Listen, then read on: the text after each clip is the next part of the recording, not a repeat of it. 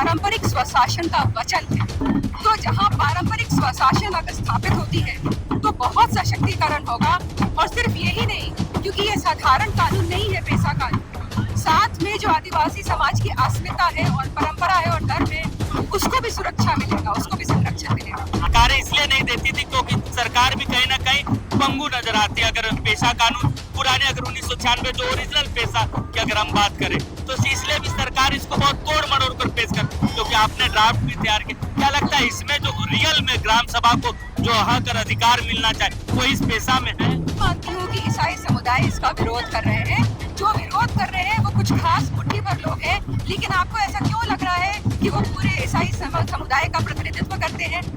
मैंने भी कई ईसाइयों से बात की है, मैंने उनमें विरोध नहीं पाया है। लेकिन जो मीडिया में और अखबारों में जिनके बयान आते हैं वो पूरे समाज के प्रतिनिधि नहीं है।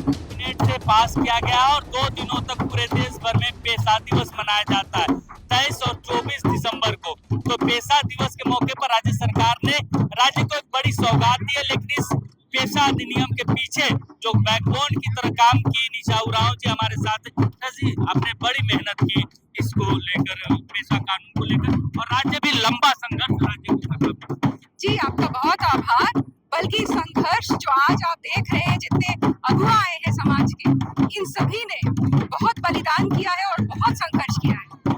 पेशा कानून को अगर देखा जाए तो मूलतः ये ग्राम सभा को ताकत दी जाती है, और सरकारें इसलिए नहीं देती थी क्योंकि सरकार भी कहीं ना कहीं पंगु नजर आती है। अगर पेशा कानून पुराने, अगर 1996 जो ओरिजिनल पेशा की अगर हम बात करें, तो इसलिए भी सरकार इसको बहुत तोड़ मरोड़ कर पेश कर, क्योंकि आपने ड्राफ्ट भी तैयार किया। क्या लगता है इसमें जो रियल में ग्राम सभा को जो हक और अधिकार मिलना चाहिए वो इस पेशा में है? 25 साल तक जब कागजों में था तो इससे क्या फायदा हो रहा था समाज को? अब ये कागज से निकलकर हाथ में मिल रहा है तो निश्चित रूप से फायदा होगा। और मैं कहूंगी कि सरकार ने तो कभी रोका ही नहीं है। सरकार तो हमेशा प्रक्रिया को और ये नियमावली को लागू करने की ही मंशा से आगे बढ़ रहा था। 2018 तक कोर्ट में इसे उलझा कर रखा गया, कुछ खास वर्ग के लोगों के द्वारा, कुछ खास समूह के द्वारा। तो उन्होंने बाधा पहुंचाई। सरकार, किसी भी सरकार की तरफ से तो बाधा आई नहीं। 2 बार ड्राफ्ट तैयार किया गया था, 2019 में और 2023 में भी। ड्राफ्ट एक ही बार तैयार हुआ था, 2019 में शुरुआत हुई थी, जो 2022 मेरे समय में आके वो पूरी संपन्न हुई वो प्रक्रिया। उसके बाद जब हम लोगों ने ड्राफ्ट तैयार किया था, सामाजिक अगुआ के सुझावों के आधार पर किया था, उसके बाद भी उसमें संशोधन हुए हैं, जो कि एक बहुत ही प्राकृतिक प्रक्रिया है। संशोधन तो होते रहते हैं और जैसे जैसे जरूरत महसूस होगा आगे भी होंगे। क्या लगता है कितना शक्ति मिलेगा ग्राम प्रधानों को? देखिए, पेशा कानून पारंपरिक स्वशासन का वचन है। तो जहाँ पारंपरिक स्वशासन अगर स्थापित होती है तो बहुत सशक्तिकरण होगा।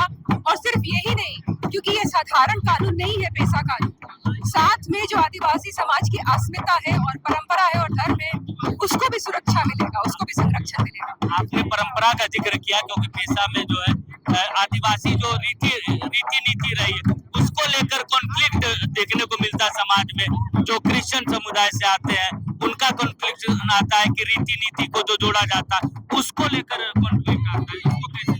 देखिए, मैं ये नहीं मानती हूँ कि ईसाई समुदाय इसका विरोध कर रहे हैं।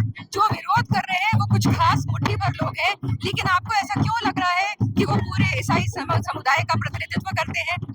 मैंने भी कई ईसाइयों से बात की है, मैंने उनमें विरोध नहीं पाया है। लेकिन जो मीडिया में और अखबारों में जिनके बयान आते हैं वो पूरे समाज के प्रतिनिधि नहीं है। रूढ़िवादी परंपरा को रखा गया है इसमें। रूढ़िवादी परंपरा को पेशा कानून में रखा गया है तो निश्चित है कि जो नियमावली बनेगी कानून के अधीन ही बनेगी। रूढ़िवादी का ही उनका विरोध रहता ना कि रूढ़िवादी परंपरा अगर लागू हो जाएगा तो उससे उनको जो अधिकार है वो अधिकारों से छूट जाएगा। देखिए, ये गलत धारणा है। जैसे पेशा कानून है सिर्फ आदिवासी नहीं बल्कि गैर आदिवासी के लिए भी लाभकारी है, उसी तरह से वो किसी भी धर्म के हैं, सभी धर्मों के लिए लाभकारी है। राज्य के लिए इसमें कॉन्फ्लिक्ट नहीं दिखेगा, और जो राज्य सरकार ने जो नियमावली, जो पेशा नियमावली बनाई, वो सबके हितों को। मैं ये कहना चाहूंगी कि नियमावली कैसी बनी, अभी मैंने ड्राफ्ट पढ़ा नहीं है क्योंकि कई बार संशोधन हो चुका है। संशोधन की आवश्यकता होगी तो संशोधन का हम लोग जरूर प्रस्ताव देंगे। लेकिन मुझे लगता है जो लोग अभी भी विवाद कर रहे हैं या उनको खुश नहीं लग रहे हैं, तो यहाँ कुछ ना कुछ उनका निजी कुछ ना कुछ उनका एजेंडा चल रहा है। मुझे लगता है समाज के लिए ये अच्छा है और आगे बढ़ने का रास्ता कल से खुल गया है। क्योंकि पेशा नियमावली लागू होने से कई सारी चीजें साफ, चाहे बालू की किल्लत हो, इनको लेकर भी कोर्ट ने रोक रखा था कि आप नीलामी, घाटों की नीलामी नहीं कर सकते। अब ये सारे रास्ते, विकास के कई रास्ते, जो मुआवजे की जो दंड की राशि थी 10,000 के घटा के 2,000 की गई है, जो क्योंकि अभी उसका मौजूदा पब्लिक डोमेन पे आया नहीं है, बहुत सारी चीजें लोगों को जानकारी, क्योंकि आपने पहला ड्राफ्ट तैयार किया था इसीलिए, और एक बड़ी कामयाबी आपके लिए, इसलिए आपसे कि आपने जो तैयार किया था उसके अनुरूप में क्या क्या चीजें थी वो जान।